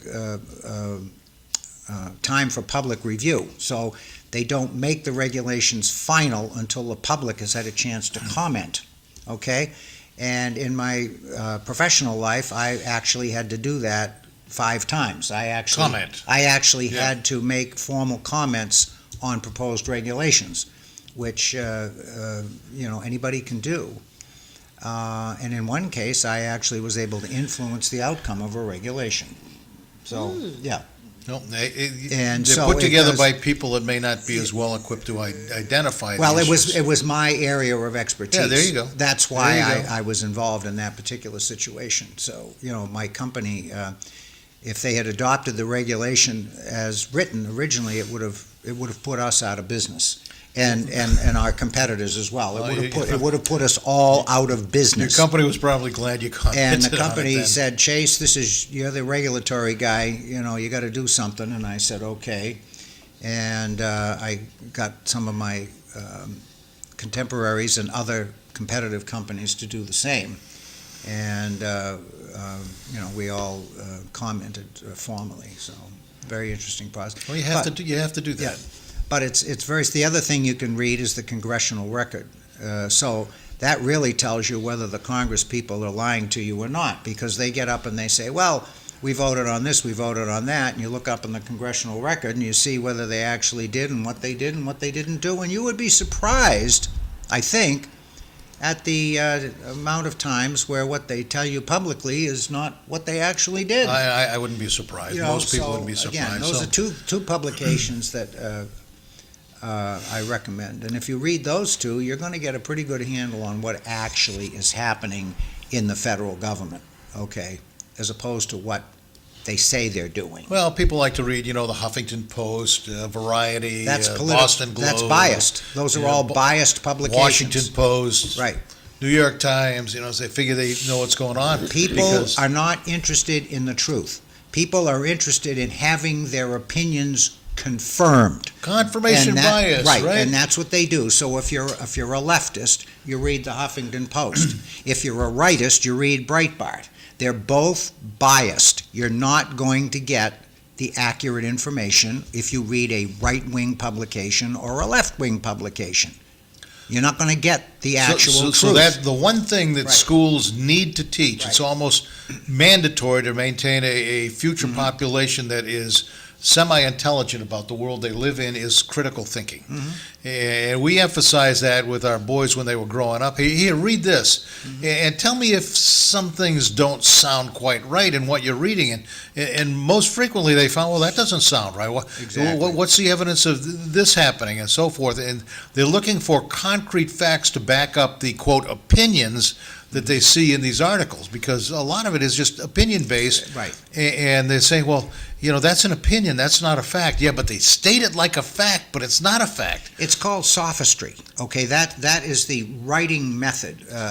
A good sophist is able to take opinion and present it in writing at a level that it sounds factual. Right, exactly Okay. right. And Exactly right. and that's what most of these news agencies do. Now remember, they're driven by ratings. So CNN, for example, is pitching to a specific audience. It's getting smaller and smaller. Right. And Fox is pitching to a specific audience. So their coverage is going to be skewed towards what they think their viewers want to hear, okay? And so that's what they do, and that's how they maintain their ratings, all right? Or not. Or not. So, and these things go up and down. They changed MSNBC's name to hoping Right. that it would improve the ratings to, what is it, MS Now? But that's an interesting The dynamic. That's an interesting dynamic. So you have some agencies that are very right-wing, you have some that are very left-wing, and then you have a whole bunch that are somewhere in the middle, okay? So what generally happens is the further extreme you get, the less audience you have, okay? And that's what's happened to MSNBC. So if you look at these agencies objectively, you come away with the fact that MSNBC is probably a lot more leftist than CNN, certainly than some of the others. So because the MSNBC folks have moved more to the extreme, they've lost audience. Right. Right? And they're still paying a lot of money to some of their personalities. Correct. which is And crazy my stuff. understanding is well, NBC didn't want them anymore. Oh, did they sell them off? Yes, and I think that's part of the reason that they've changed the name. So I Yeah. looked up ratings. Yeah. And it says that Fox generally dominates. Yes, they do. And that the network that comes in second is MSNBC. Mhm. And CNN is in a strong third position. And when you're talking about how many people, Yeah, what are the numbers? okay, Fox News with over 2 million total viewers in prime time compares to CNN That's nothing. 500 to 550,000. And that's really nothing, okay? Right. So MSNBC and Right. CNN combined don't total up to what But Fox But Fox look gets at for Fox, viewers. 2 million. As a percentage of the, Yeah, and so Viewing basically population? Fox is always over 2 million it's nothing. for any number of times. It's nothing. But Yeah. so in September, Fox News had roughly 2.5 million primetime viewers. CNN had Nothing. around 543. Nothing. So the viewer thing is kind of a funny number, because it really is counting the number of television sets or internet media that's tuned into the station. How do they know? Cable boxes. Yeah, they have readbacks from Okay. the television sets. But maybe broadcasters. maybe some people are getting this on YouTube, for example. Yeah, right, exactly. Yeah, So they get readbacks Yeah. on that, but the problem is they don't know how many people are watching that television set Exactly. at one time. Right. So that's, a minor issue with the numbers. Oh, so MSNBC is now rebranded as MS Now. Yes, You said that. I had heard that the other day, yeah. And so they also have an analysis of all the different shows, which ones are high, which ones are low. So if anybody's interested, they have cable news ratings for 2025 out there. So you can go by. Who's the highest news agency in Boston? I don't know. Let's ask that I think question. I think it's Channel 5, but you can ask. Yeah. Yeah, I'll find that out shortly. Are you ready to do your ads? Yeah, I got a bunch of them. Way too many, but that's okay. These Yes, but things you read happen. fast. Yes, news. There's like 20 of them. Whoa. We'll see if they all open up. Most people I know watch Channel 5. We do. I mean, it's just habit. I've been Are doing we it. expecting snow, by the way? Yes. Well, it's Sunday. So, Channel 5, ABC consistently leads local TV news ratings. That's what I thought. and making it the most watched station, especially for its News Center 5 broadcast and popular program Chronicle. Other strong contenders in viewership and digital presence include Boston 25 News, WBZ TV, CBS, that's Channel 4, and WHDH, I think that's 7, with That's WCVB often topping combined ratings of competitors. Channel 7 out there? Isn't that WHDH? I thought that was 10. Yes. I don't know. Okay. I got the announcement, so today, Here we go. if you're hungry, you're an old timer, you got to be 60 years old, head over to the Lowell Senior Center. At around 10:30, you're going to have crab cake, remoulade sauce, chuck wagon corn. I'd go just for that. What is chuck wagon corn? I have no idea. And Capri blend vegetables with a dinner roll and fresh orange juice.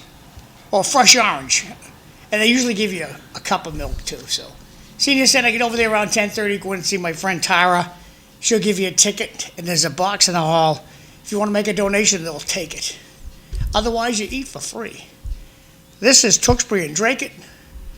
You have to have a reservation to eat in Tewksbury or Drake It. You call them up a week early, and they'll let you in the next week. But if you had a reservation, today they have crab cake. That's not the same as Lowell. Same menu? No, Lowell, I read the wrong thing. Lowell, they have meat lasagna today. Yummy time there, and then Lowell has breakfast and lunch 7 days a week. So, a little pat on the back to Lowell. So, moving on to Chelmsford. Chelmsford has sweet and sour kielbasa, rice, carrots, tomatoes, cucumber salad, and orange. Now, Chelmsford, if you walk in there, they might run out of food. You should make a reservation with Chelmsford, but you don't have to.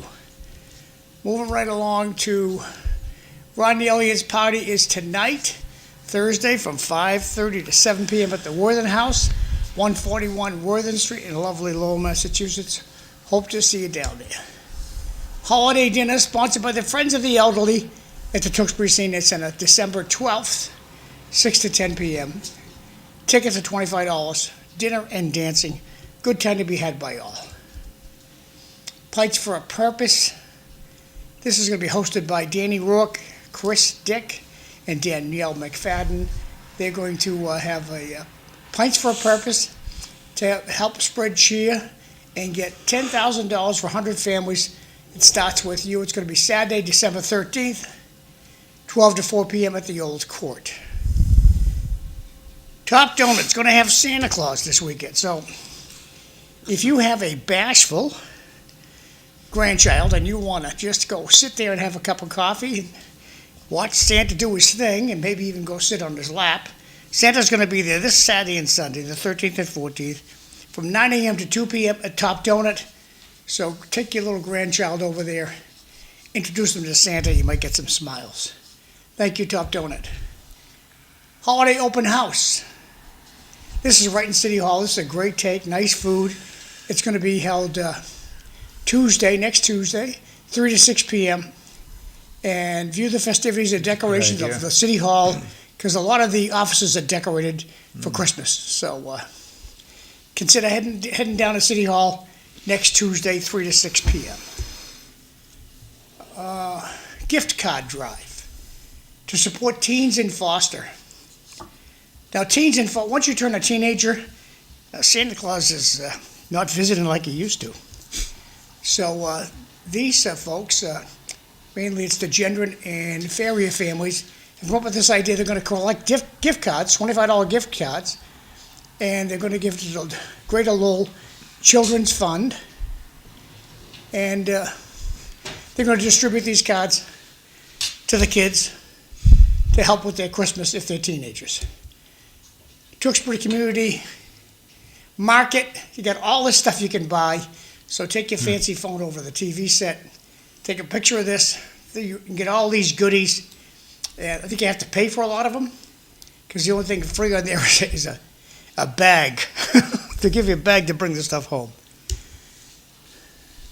Holiday celebration with the Silver Tones of the Tewksbury Senior Center, December 19th, 7 to 10 p.m., $10 a ticket. Moving right along here, menorah lighting. December 15th, 2025, outside City Hall. Be there or be square. And that's my last announcement, so back over to Evelyn. Thank you. Okay, well, welcome back. That wasn't that bad, John. You No. moved right along all the way through that. We were visiting, the different senior centers for food, but we always have duplications, when you have. We might get Meals on back into Wheels. that next year. Yeah, well, we're not going to do it next week. So we may periodically do something, so next time. And you asked what chuck wagon corn was. It's a blend of corn, diced onions, and red and green bell peppers. So that's what's in that. Sounds okay. It's Yeah. relatively Yeah. simple. You can also take that, if you take the fluid out and you want to make cornbread, you can add all that stuff. Cornbread adds another dimension to it. So, Nothing like chopped onions and green peppers and cornbread. well, we made, yeah, it tastes fine. I'm You've sure had it it does. I'll You've take, had I'll it take your before. I think word so, for it. Ev. I don't think I've ever had any No. like that. Yeah, but you've had it. That's It was just what I a would long time call prison food. She snuck it in when you weren't looking. You pretty much eat almost anything I put in front of you. Yes, I do. Yeah, we've done some interesting food, but that's a I don't discussion for complain another day. about my wife's cooking, because No. if I did, I would be doing the cooking. So I just keep my mouth shut and I eat what we Yeah. have. Well, even if Glenn complains Now, about it, Sam, he's you not could doing the put a cooking. sweeter label on that. Would you like to No, retry she's that? she's a good cook, but I'm saying That's what you got to put out there. if I say anything, I guess the point is I'm just very grateful that I have somebody who is willing to do that, because it means I don't have to.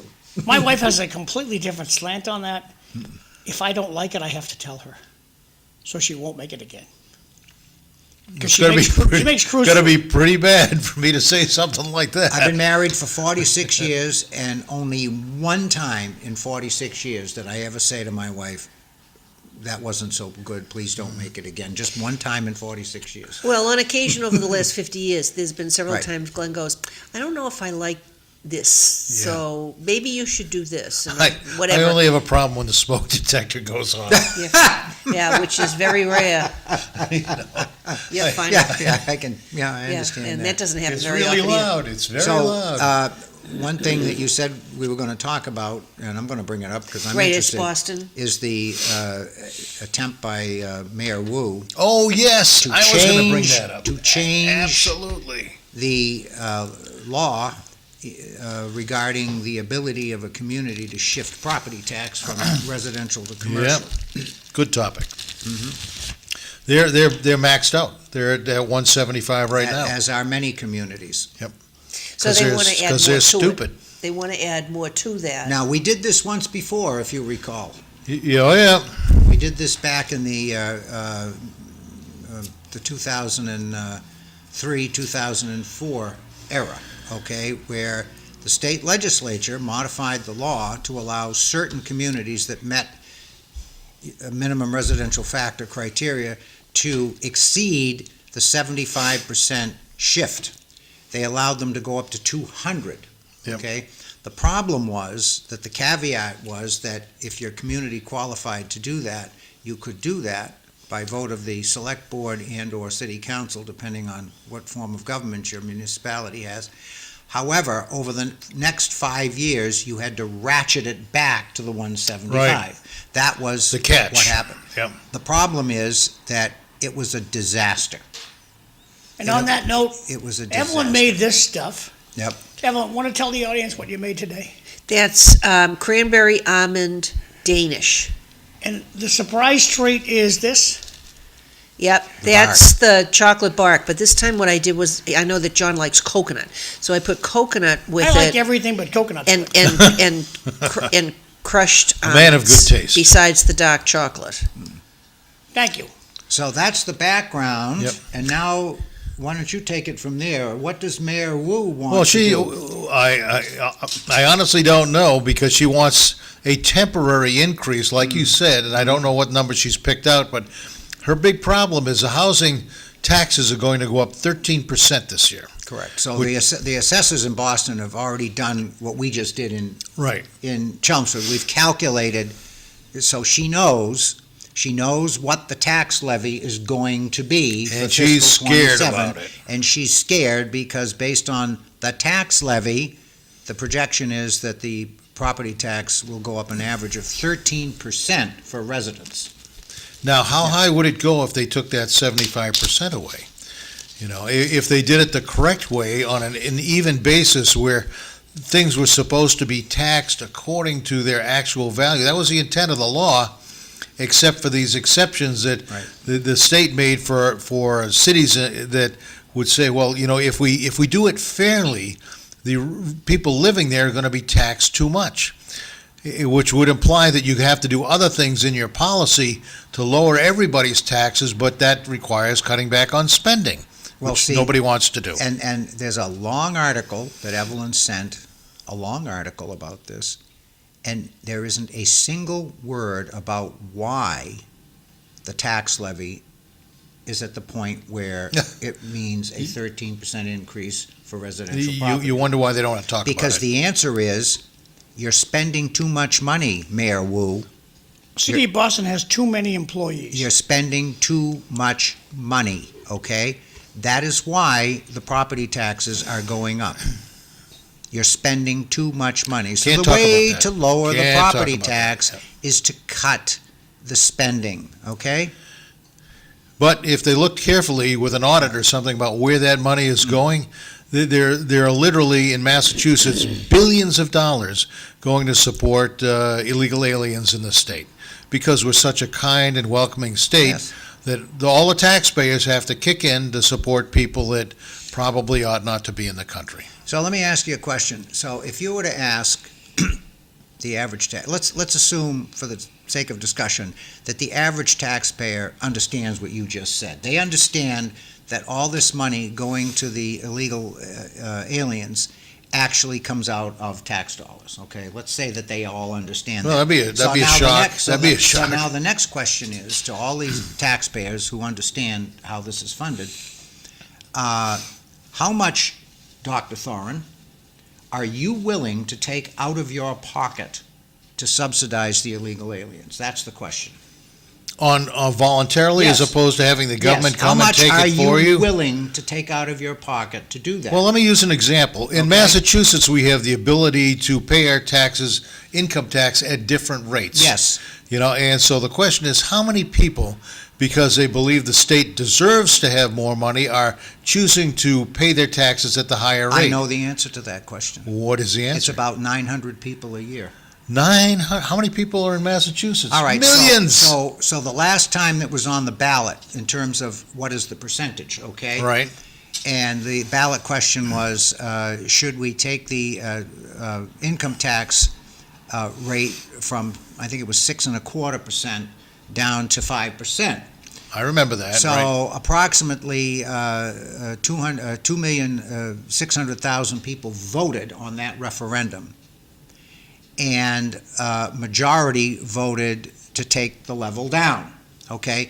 But there were about 1.1 million voters who voted to keep it at the higher level.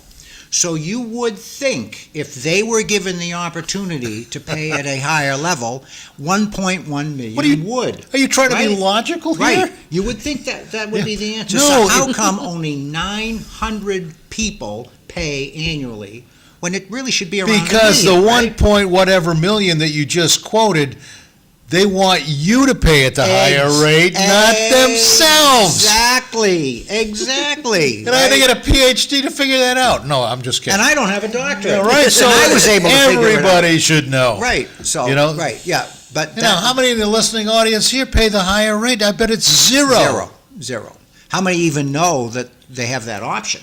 Well, Probably very few. yeah. Very few. If you have somebody do your taxes, you don't know, because they'll never put the higher rate on your No, income no, tax. If you no. do your own on TurboTax, You will there know. is actually a question, and the answer is no. No. And TurboTax already automatically answers it no. So you don't even have So to you push have the to actually, button. you have to actually change it. Yeah, on you have to TurboTax, change it, right. because TurboTax says, That is correct. hey, we're going to fill in the box no, because nobody ever says yes.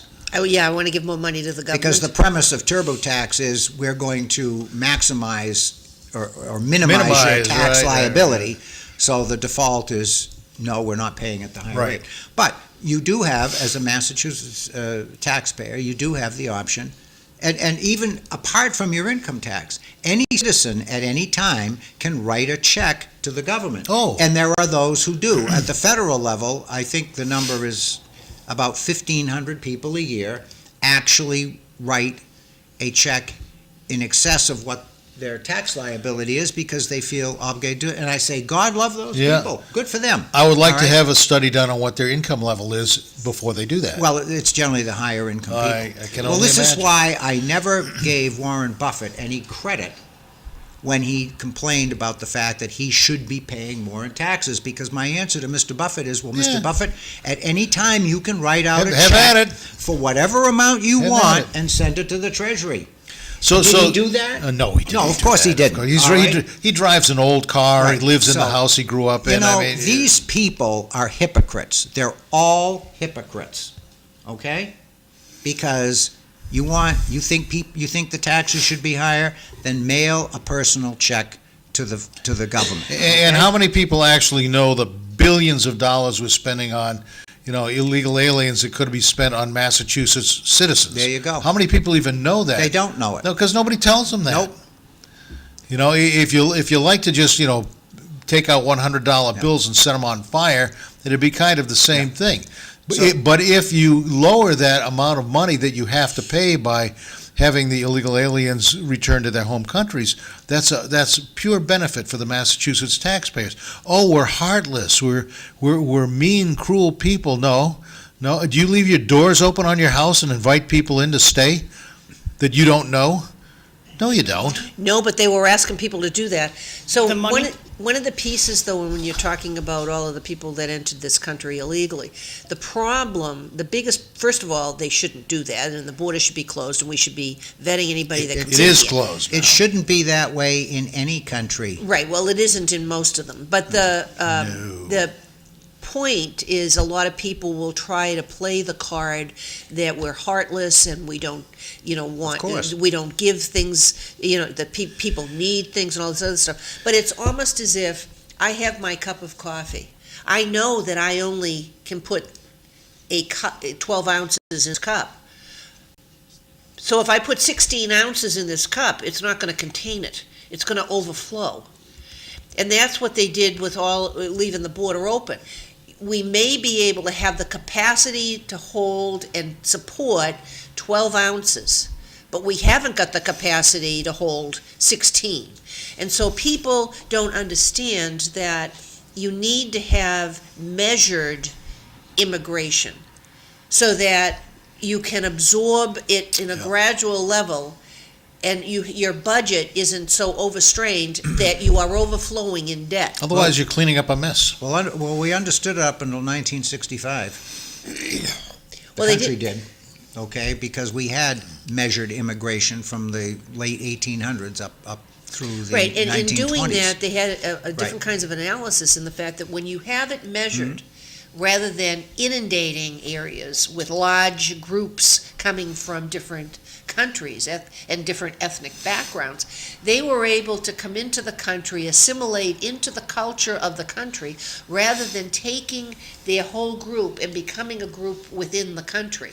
Doesn't mean we don't like multiculturalism, because if you take a look, we had the Irish came over, the Italians came over, you had different people all over the world. The Chinese came over, the Japanese came over, and they assimilated. Yes, you had Chinatown, but you didn't have it that worked against the rest of the government or tried to exist on its own and create fraud and try to, suck everything out of everybody because they wanted to be an entity unto themselves. A lot of those areas created their own businesses that other people wanted to come in and utilize, so they were an entity, yes, but they also assimilated, and then that way they become more of the American culture and what we actually stood for. And the culture is flexible enough to allow people to practice their own brand of living, and I offer the Amish people as an example. Sure. Okay? So we have a community of folks down in the southeastern part of Pennsylvania. Indiana. And there's Amish communities and Mennonite communities, and these folks have decided basically to live their own lives, practice their own brand of religion. The difference is that they are not oppositional to the balance of Americans. Okay, that's the difference. And they're not taking advantage of And the they're government not taking payments advantage. and They're such. not getting any kind of government payments or subsidies. So to say that that we as a people don't support people, hanging on to their own culture is not accurate. Okay, it's conditions under which that's being done. That's the issue. All right, so. But I go back to my original thing is if people were asked how much of your tax dollars, how much money out of your pocket do you want to contribute to supporting illegal aliens in the country, what would the answer be from most people? And the answer would be probably not that much, okay? So these decisions are being made on your behalf by your elected representatives. And if you don't like the decision, then you need to get rid of those people and elect different Yeah, people. what kind of an incompetent government would allow government programs to grow so rapidly, like in the Somali community in Minnesota, such that they can essentially embezzle $1 billion from government programs without any oversight? Well, the oversight was there. The people that were doing the oversight were afraid to call attention to that situation And the ones that did were fired. because they were afraid they'd lose their jobs or they'd be called racist and other Right. types of things. So they knew what was going on. Okay, the regulators did, or some of them did anyway. And again, when we, in the first hour, we also stated that just because you're of a certain ethnic background doesn't mean that you're included in the same bucket as those that are doing fraudulent activities, because, people that are Northern European descent, there's different people that are fraudulent and they commit murders and everything like that, but the whole group should not be judged on No, the they basis should of not. those individuals. And we made that statement in the first hour, but we were only on in Lowell for 7 to 8, so we want to make sure that they understand that, and that we're very cognizant of the fact that if you have, one person of a certain ethnic background shoot and kill other people, it doesn't mean everybody else is going to do it. And we gave the example of the two National Guardsmen in D.C., and just because it was an Afghan national that did that does not mean that we say, okay, no more Afghans coming into the country. That is not the proper But reaction. they need to be vetted, Okay, which they tomorrow will. City Life, we're going to have Cliff Krieger's going to be the host. Eileen Del Rossi's likely going to be here, and Jose Cervantes, he's coming. Also, a friendly reminder, let pedestrians cross the street. Make sure you That's drive a your good kiddo to idea. school. It's wicked windy and 32 degrees outside, so it's chilly. And And the that sun flag is- is at half-mast. But the sun is coming out. That's a good thing. So one of the things everybody should be aware of, what is the subject of the week? Now, I would ask everybody, and I've asked this on Facebook and other media, whatever happened to the Epstein files? Everybody was complaining about release the files for weeks and weeks and weeks. President Trump is hiding something, and then the files were released, and all of a sudden everything went quiet. Because Epstein was a big supporter of Democrats. He didn't like Trump, and the people that were victims of Epstein's antics all said, well, President Trump didn't have anything to do with anything. But so that killed the entire narrative. Well, that's usually the way it works, and I think a lot of the reason that they were reluctant to release the files was they were more concerned about the potential blowback on any victims Right. that might be named in those files, although I think probably a lot of that was probably redacted. Biden would have released them if Trump had been involved. Well, in that's any the whole way. point. If It's crazy if the people. Epstein files had implicated Trump in any way, then the Biden administration would have released the files. Yeah, and then the last Is crazy. there any doubt about that? Nope, none No. whatsoever. It's a simple argument. It takes one sentence to say it. And now blowing up narco boats, I'm for that. If they're bringing drugs that are going to end up in this country that provide more damage to the American people and American families, and 50,000, 80,000 deaths a year from narcotic overdoses, not to mention the ones that don't die and the influence that has on their families, blow those up. And so everybody said, they're killing innocent people. They're not innocent people. They're drug runners. And now, interesting, the capture of that oil tanker that was shipping Venezuelan oil to Iran. That tanker has been on Cuba. Pardon? Cuba. Shipping the oil to Cuba? That's where the tanker was going. Oh, Cuba. okay. So so the whole point was that tanker has been named as a tanker that can't transit. It's been under a list of banned tankers for a long time, and nobody does anything about it. So this thing will be an interesting play out. Now they're calling the Trump administration, open seas piracy and stuff like that. Well, again, that tanker was banned from shipping oil to different countries, and we'll see how that Because of plays its out. age or because of what it does? The argument. Why is it banned? Excuse me. Why is what? Why One is the said the tanker tanker is banned? banned. Why is the tanker banned is the question. Yeah. Can you give some insight on that? As far as I understand it, shipping oil to countries that were not entitled to get the oil. It was an international. So they're banned for Yeah. transporting illegally in international waters. I don't Right, believe right. it. Cuba is on a list of countries that are, as Glenn says, that are banned from receiving commerce, basically. So that's the Through that's the international justification. waters? How can they do that? Because the countries all sign on to the agreement. These are part of the U.S. export control regime that other countries also agree to support. And Venezuela ships oil to Iran as well. Correct. They're a big I'm supplier sorry, of kids. Iran. No, it's very interesting. We're running out of time. They're Yep, not so supposed thanks to. very much, Glenn, for getting up extra special early, as I Yes, guess. we're almost done. Yes, Good. and we'll have more discussion probably next week on this, and there'll be more information come out. Be careful again driving out there. Could be Weather's black not going to ice. get any better. Thanks, Sam.